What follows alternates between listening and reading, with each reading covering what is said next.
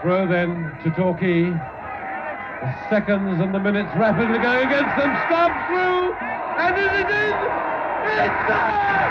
My goodness, they've got level, and the crowd is swarming on the field, and I've never seen excitement of this sort at a football match before.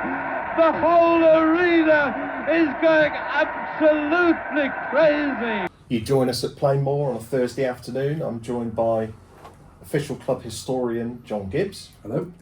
And the legend himself, Paul Bastard, who has been kind enough to spare us some time really to answer a few questions about his life supporting the Yellows. So Paul, I just wanted to start really by asking how it all started for you. When did you first come to Plainmoor? Well, probably, and this is, I think, my first football memory, really. It wasn't for a match. It was for the famous occasion when we almost went up to the second tier in 56, 57. And I remember my father bringing me up here to the ground, because there was a match going on, I think a reserve team match. Reserves. Yeah. And I didn't know that, John. And but it was, and I remember coming up and holding his hand, and he wanted to know the result because there were no mobile phones or anything like that. And so that is my first memory of coming up.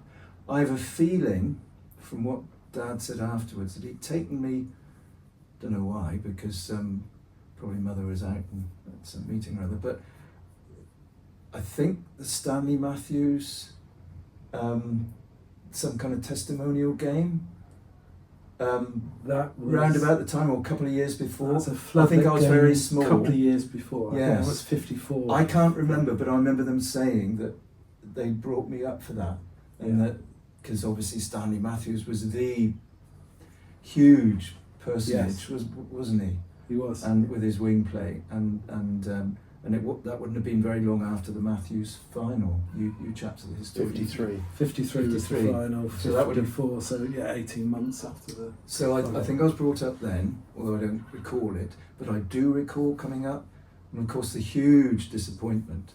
We drew 1-1 at Palace, didn't we? Yes. And Ipswich, whom we'd hammered at home, but then got hammered away that season. And again, I know this has been a constant in our history, or more or less, that our home form. I think we scored 70 goals at home, only conceded 18, but it was almost the mirror image away. We only scored 18, and we beat Ipswich 4-1 at home, but lost 6-0 away. I think more or less the same happened with Millwall. We beat them 7-1 at home, but lost 7-1 away. So that season, well. And when you think what happened to Ipswich after that, and Sir Alf Ramsey, yeah. So I can recall coming up, my first match, I've had to look this up because my first match I can remember Ernie Pym. It was my first favourite player really, and I think it was that autumn. And I remember we were playing Peterborough, and I can't remember much else about it, but I was entranced by Ernie running up the wing, and so yes, I think that autumn, after we'd failed to go up, we were playing Peterborough. I think it was in a cup match. I haven't got the programme, but then I started coming on my own really from about the age of 6. That's what makes our current. Well, I came up to the Homelands Infant School anyway. So I was used to coming up to the school, so it wasn't much different to come up to football. And of course, as nippers, you just run around on the terraces. No one bothered you much. You almost go in and out because they opened the doors and opened. They always opened the Babbacombe End gates on Marnham Road probably a half hour before the end, so people could wander in and out. People could get in free for the last half hour. Yeah. And that was always the case. But you'd run up and down the terraces and look at the football because boys have lots of energy, and they are interested in the football, but of course their attention span, as we know, is a lot less. So you came to a lot of the games, and but yeah, so I was coming regularly, and I suppose I came with Dad, but then Dad wasn't so bothered, so I'd come up on my own, and other friends did, and always at the Babbacombe end, and then go around the ground and the cowshed and all the other. So I can't remember much about my first game, to answer your question, Clive. The cowshed, just for younger supporters, that's what we now call the family stand. The family stand, and it's had another iteration in the meantime, the mini stand, and but yes, mainly I'd stand at the Babbacombe end, and then Pal and I used to come up. We called ourselves the Babbacombe Roar. we felt we could roar the team on, and so yes, those are my first memories of playing more. And I came up, and my only pocket money was to allow me to get into the game. That was it. I didn't get any more money. Can you remember how much it was to get in?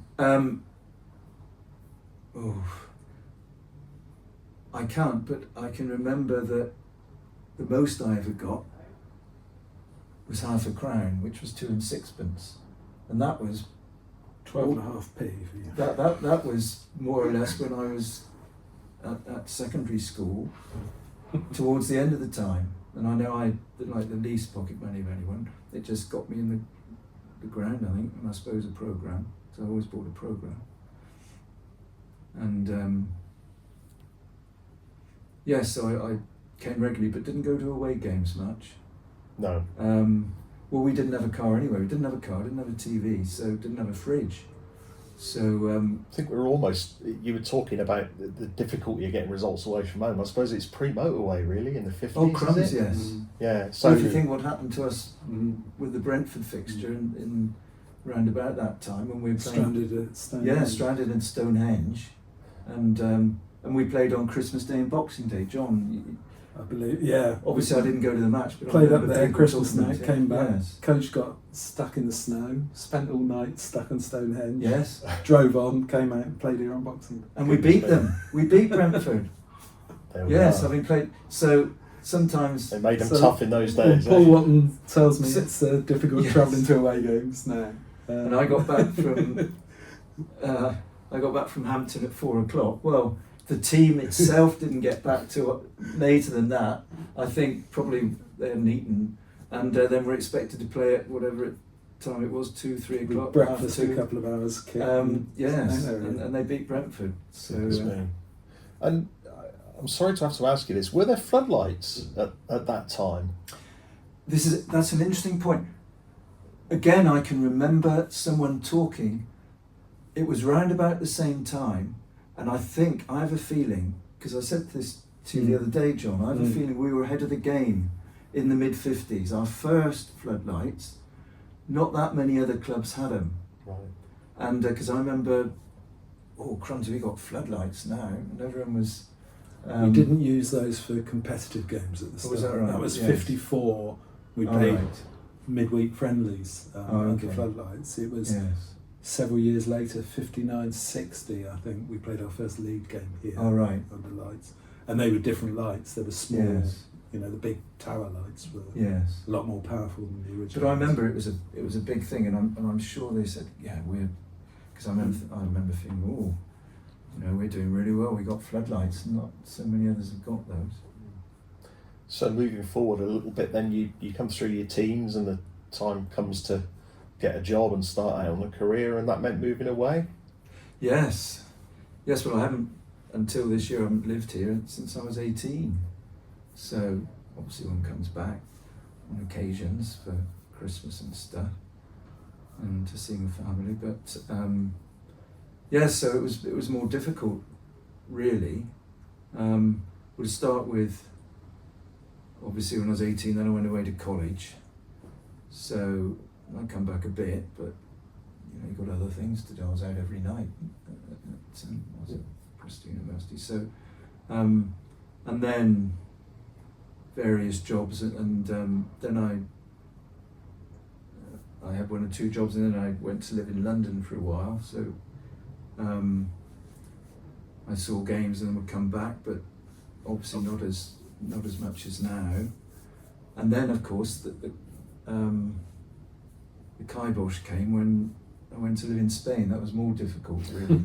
Yeah. So yes, in Spain, Just getting hold of the results was a trial. was a trial, but I did miss an era which was one of the more benighted times, really, the Dave Webb era.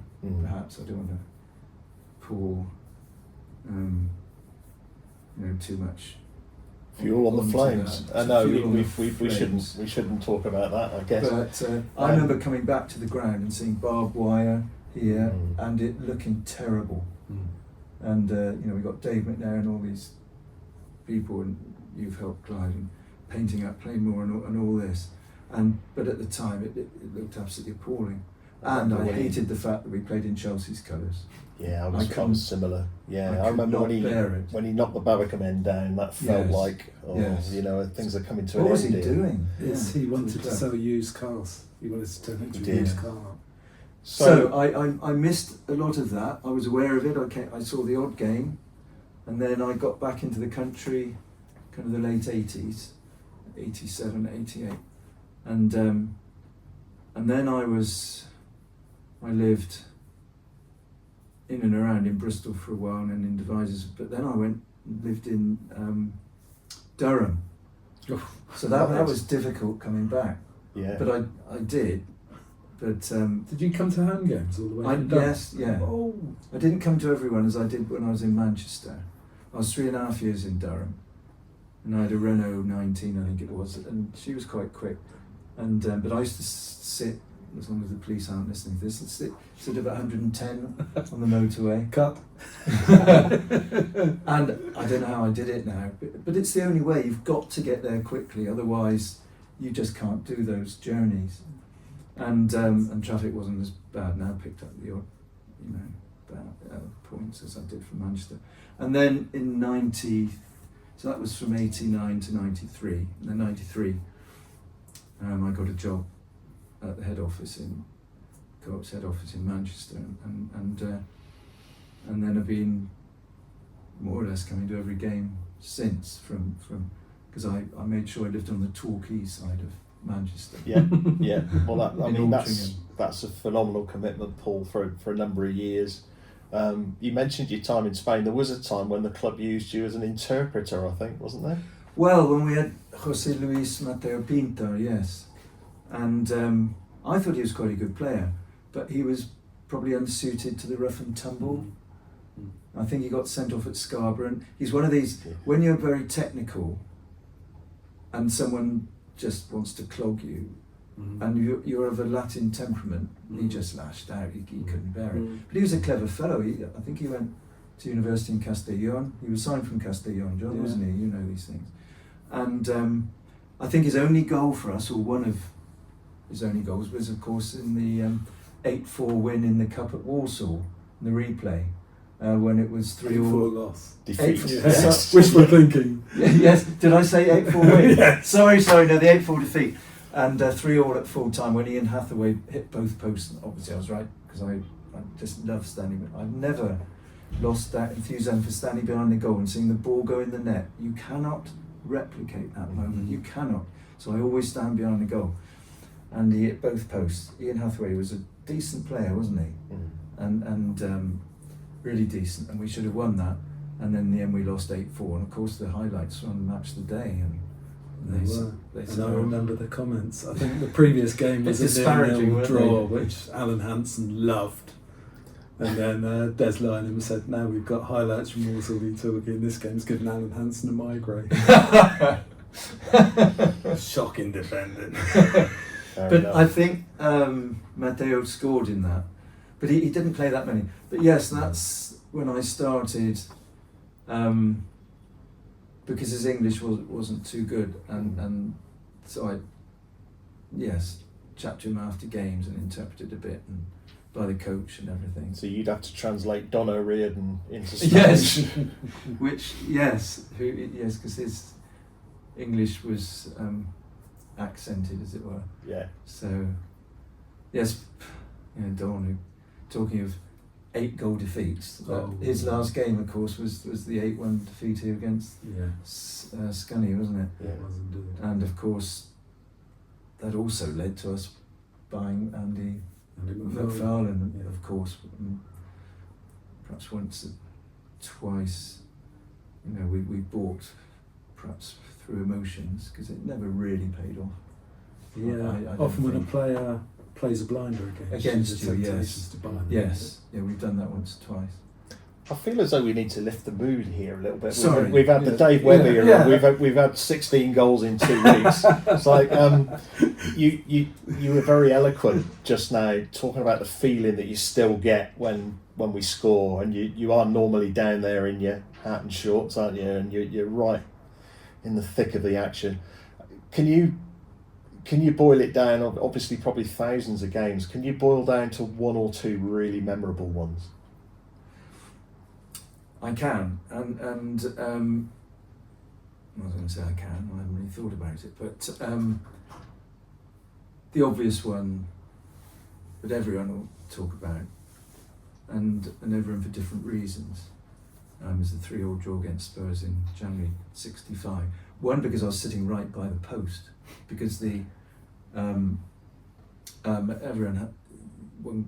lots of people can remember lots about the day, and I was the first here to queue up, and with my backpack and bananas and stuff in it, and because I was what was I in 6? So I was 11 actually, and but very small, and I queued up, and then remember I forgot my ticket. So I had to go home and get it. So the time I came back, I wasn't the first in the queue anymore, because I was determined to go right behind the goal. Hence, I had to be behind the goal. Had to be behind the goal. Yeah.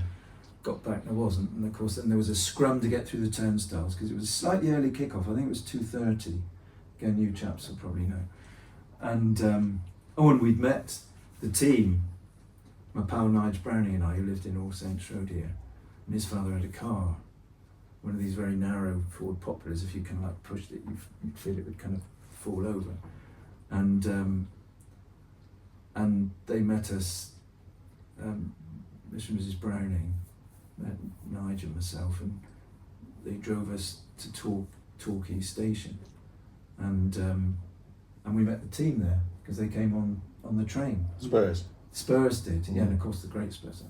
And somewhere there's a individual photos, one Jimmy Greaves signing Nigel's autograph, but one signing mine, and that was very special anyway. So the whole day, but anyway, was that in the papers at the time? I think it was in the papers, because there was one of mine that was out for a while, and there's I looking about 6 instead of 11, with my school cap on, because we'd gone straight after.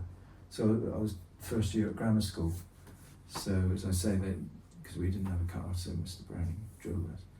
And but the following day, yes, the barrier behind, or the fence behind the Babbacombe end goal collapsed. So a lot of us small ones at the front, I was sitting cross-legged on the pitch, right by where Stubbsy scored those 2 goals in the last 5 minutes, both deflected, of course. And then, of course, invaded the pitch, as we always did, and then ran back again. Then invaded the pitch, and then ran back again. Are you going to invade the pitch? Yes. So we always did. No stewards in those days, though? Well, there was one policeman, generally around that time, who was Sergeant Kelly, because he was the father of a friend of my younger sister. And he seemed to be the only policeman around. I'm sure there may have been more for the Spurs match. But of course we were all, it was officially 20,000 bang on. Well, obviously it wasn't. And but it's a shame that whether or not it was more than 21,908 against Huddersfield. Interesting. Couple of 12 years, whatever it was, earlier, I don't know. But if it's bang on 20,000, obviously they'd lost count or couldn't count or something. But so yes, that was. But other goals. It's funny because the goal that Ashley Yeoman scored at Morecambe, I absolutely loved that goal, and I wasn't behind it because we were stuffed in the stand somewhere. I hate being stuffed in the stand, but I found that goal very emotional, and it was a wonderful goal. Renee Howe nodding it on, and Ashley Oman, whom we all wanted to succeed, local boy, could finish with both feet, but never really given that much of a chance. I mean, he scored in the 4-3 win over Aldershot, didn't he? I think when we were 3 down, he scored one of those. But a lot of us were very fond of, he was almost too nice. But that goal was a wonderful goal. Nodded on, he ran the length of the half, slotted in with his left foot. And because we needed to win that, so that was, I found that very emotional. That was a, I suppose Dwayne Darby's goal, again talking up at Carlisle, in the Neil Warnock era, 1993, and I remember the team coming out on the pitch. They sprinted as if they were Linford Christie, and I knew then that we meant business. The whole team, he had got them up, as much as Leroy didn't get us up for the away game at Colchester, because Leroy for that game spent the whole week, from what I could gather, saying, I don't want them to be too tense. So he was kind of calming them down. We were so calm at Colchester, we never turned up. That's interesting. And of course, we lost 2-1, but we weren't in it because our late goal was a consolation, wasn't it? So that Morecambe goal. I mean, there are lots of others, but those are the ones that come to mind. Obviously, yes, I mean, there are lots of individual strikes. Yeah. I think, I mean, Hilly's goal when we, again at Carlisle, these kind of May, the one where we had 10th under Ian Atkins, the impossible escape, with Mike Bateson. I remember chatting to Mike Bateson in the enclosure here, and he'd given it up. We weren't going to survive. And then Ian Atkins, and then we go there, and of course Ian Atkins was a hero in Carlisle anyway. They loved him. They had the trophy all waiting. They'd won the league. There, yes. Ground was full, wasn't it? And yes. we're stuck behind the goal. Yeah, stuck behind the goal. Over 10,000, weren't they? Yeah, brilliant. And Hilly, did what Hilly does, rise like, and everyone always wanted Hilly to score. And a bit like everyone wants Ed Palmer to score now. I don't know, certain players everyone's fond of. And then we held on for the whole of the summer. So Joe Cathor and Hilly, and it was such, and the weather was lovely, and to do it against the odds there, that was wonderful. That was really wonderful. So there are lots over the years, and also the disappointments as well. Obviously at Wembley, the once when we've been able to go to Wembley and relax a bit after Silsey's headed goal. Well, first of all, after Chris Hargreaves scored the first, and then after Silsey gets the second, I remember thinking, we're going to win this, and just being able to enjoy the Wembley experience. I enjoyed the Wembley experience other times as well. Our first experience when we lost to Bolton in the Sherpa Van Trophy, even though we went 1-0 up, I never felt desperately upset that we lost it. It was such a wonderful day out, and it was so unexpected, really. Yes. And so it was a wonderful day. But the Cambridge win, and also because I got there and walked across Wembley Way and everything, and then under the Bobby Moore statue, there was my mother sitting. I didn't know she was going to the game. She was in her 80s. Dad had died a fair while before, and she decided to come up on the coach, and so it was really nice. It meant a lot, though. It really meant a lot, and she was sitting there, and so that was grand. That was the whole day. Of course, the other Colchester experience when we lost 1-0 and John Gittins' non-existent handball, or rather. Yes. I mean, that was a travesty. Friday night, yes. Probably Division 3 playoff. Is that what the fourth division was called in those days? Yeah, really disappointed, wasn't it? So, yes. Yeah. after the Premier League. And I waited until midnight for the ref to come out. You and I are the only ones there. Mick Fletcher, Mr. Fletcher. His face was almost the colour of your shirt there, Clive. You're very kind of Rubicund kind of fellow. Very nice fellow, actually. It's very difficult to go at a ref. One only has an exchange of opinions. You don't necessarily after waiting for 2 or 3 hours. Yes, and I saw him latterly several times. He came to Plainmoor here. Very often he'd have his wife with him. It's much more difficult to kind of argue with someone when they got their wife with them. And then there was another ref who always used to bring his 10-year-old boy along. It was even more difficult then. And yeah, Mick Fletcher, how on earth he... But other wonderful goals. Well, yes, I can remember Stubbsy doing a left foot screamer in the top corner. I can't remember the game, but here at the Ellicombe end. And there are, as I say, lots of individual shots or individual moments. Union O'Kane against Argyle, you know, wonderful, and especially because it's against Argyle, isn't it? And or Hilly again when we should have been next. Yes, that desperate when we should have been extra in the semi-final playoff, and we were 2-1 up from the first leg, and then he almost surely put us out of sight. Hilly's going to be the hero. Perfect script. Oh, the perfect script. 20 minutes to go. That is one of the You biggest, written it better. the biggest disappointments. And there've been a few. Quite traumatic. Yes. Over all the years, I mean, I would imagine Robin Stubbs is right at the top of the list for you. But if you had to give me like your favourite player from the early days and maybe pick one out from later on, could you? Yes, could well, you do obviously that? Ernie Pym. I even composed a little song about him, which I was reminded of the other day. Yeah, Fair Pym with legs so strong and sure. Because in those days we referred to them by their surnames at school. We always did. Yeah. Fair Pym. Anyway, I went to legs school so with his strong. son. He ended up running a newsagents, didn't he, Ernie? Yeah. And I went to school with Mark. He was a really good footballer, Mark. Unbelievably good in the air for his size. He wasn't very tall. So Well, Ernie was willowy, wasn't he? He wasn't a huge. before my time, Yeah. John, Paul. I'd Yeah. say I've got a friend who's maybe a couple of years older than you, but not much. His first game was St James's Park, and Ernie Pym scored a hat-trick. So that was Roy Hunt. Well, Ernie for Pym scored the next 50 94 years. goals for us. John, you'll know Got this. a lot of goals. In about 300 games. Right. For a winger. From the wing, yeah. And he was still playing. He was the perfect crossover with Stubbsy's era.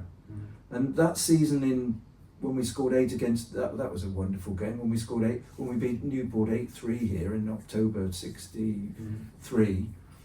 And that was a purple patch. If you look at our league form at home that season, I think in one 10-game period we scored 38 home goals in the league. And I think there was a cup match in between. Didn't we beat someone Barnet or someone 6-0 that season? I don't know if it's that season. Was that when Terry Adlington went on the wing? He scored a goal from the wing. He scored it, yeah, because he was injured, so That's plumbed right. him on the wing. No and subs in those and he days. scored. I liked Adlington as a goalkeeper. He's in my top 5 or 6 of all time. But yeah, so Ernie Pym, he was towards the end of his career with us before he went to Paul Town, I think, didn't he, John? Yes, He I came don't- from I St don't know Mary if Frank Church. liked him. He left very Yes. early into Frank O'Farrell's Yeah, but time, 65. so yes,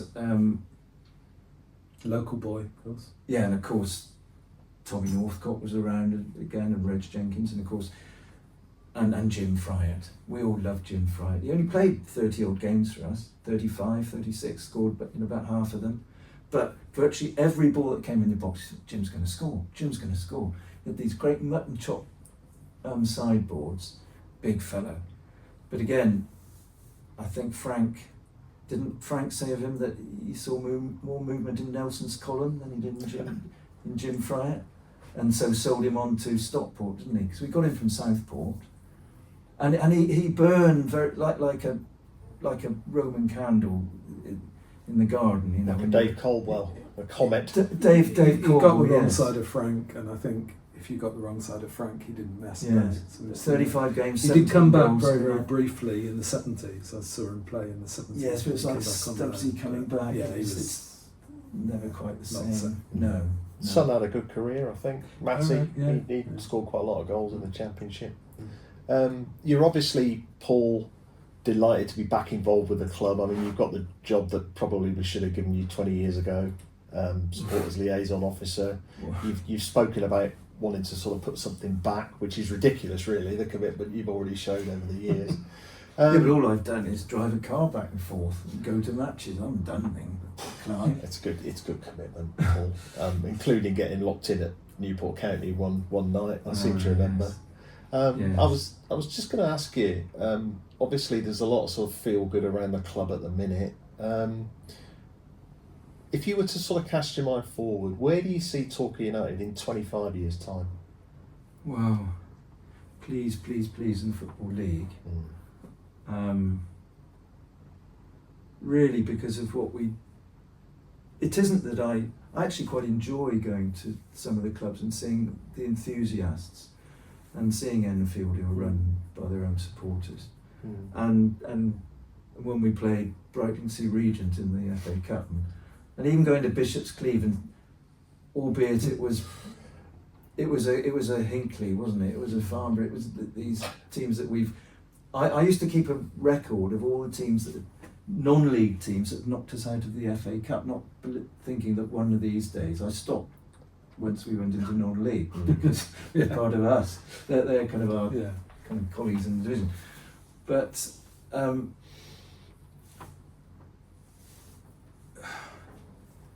25 years' time, and unless we've got to get our youth set up working, and it's so difficult outside of the Football League. We've had 2 goalkeepers nicked, haven't we? Dan Levercombe and I know Matt Wanacott's back here again now, and it's so difficult to keep but it would be lovely if we can get our own youth scheme going beforehand. I think it's really important, and also locals love to see some of their own playing, and this has been Hilly in a way. All right, he wasn't, but he was born in Exeter and was playing for Torrington and stuff, so he is a local from Budley and managing Exmouth, which is all wonderful. But we need more of our own, and all football fans want that, and it gives us protection once we're back in the Football League. So somehow, by hook or by crook, in 25 years, I really hope that the Supporters Trust is as strong or even stronger than it is now, because we got 28.65% of the ownership, which is wonderful, and having you involved, Clive, is great, and John, you're involved in all these things. Not obviously having Nick and Danny on the board, and obviously we've got very enlightened owners. The thing is that won't necessarily always be the case. That's why I was always glad that the council kept the ground, because yes, you can have a benevolent owner, you can have an owner but then he dies suddenly, and then you get a George Reynolds or you get whomsoever, and then you're in Queer Street.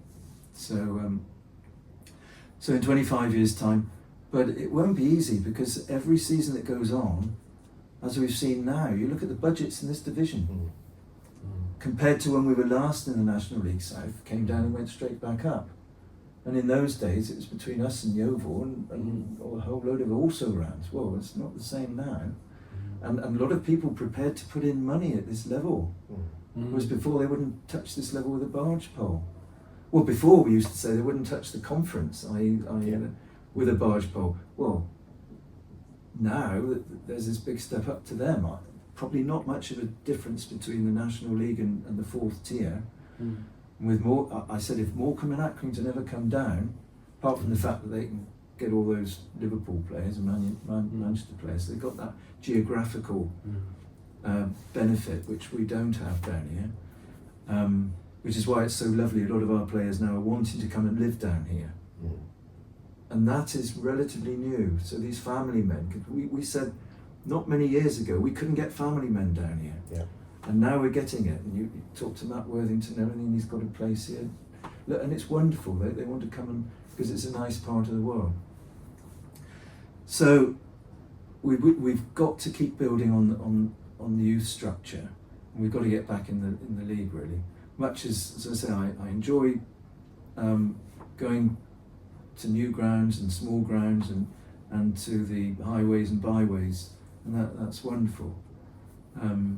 But no, and it's the national focus as well. Yeah. And the council should be all behind us, because it'd be so good for tourism, and because it's difficult sometimes to find a full league table of the National League South. The best you get the kind of the reduced one. You don't get the home for and against and the away for and against that we all like to see, those of us who like stats. Huge amount of goodwill out there towards Torquay, though, isn't there? Nationally as well. Everybody's either been on holiday here, or perhaps come and send their team their 3 points here. Yes. But you know, everybody's sort of on our side, I think. Yes. Which is a lovely part of the sort of Torquay supporting experience. Really, it's quite difficult to get into trouble away from home, because we people tend to like us and what we've been about over the years. When we were trying for re-election. You tended all to those hotel rooms were probably directors' wives wanted to go for a weekend in Torquay, so we'll vote for Torquay instead of whomsoever. Well, us getting in the league in the first place, I think we replaced Aberdare Athletic, didn't we? Poor old Aberdare. Up some coalfield somewhere in South Wales. I mean, where would you want to come? It's so you've got to use your advantages, haven't you? There's an interesting story about the Midland Bank with that, which I'll fill you in on one day. Talk to the listening bank. Very interesting. John, have you got anything you wanted to ask? No, I think we'd better wrap up. Thanks ever so much, Paul. It's fascinating talking to you, listening to you, as always. Thank you very much. Thank you, John. Thank you, Clive. Thanks, Paul. Brilliant. Ideal.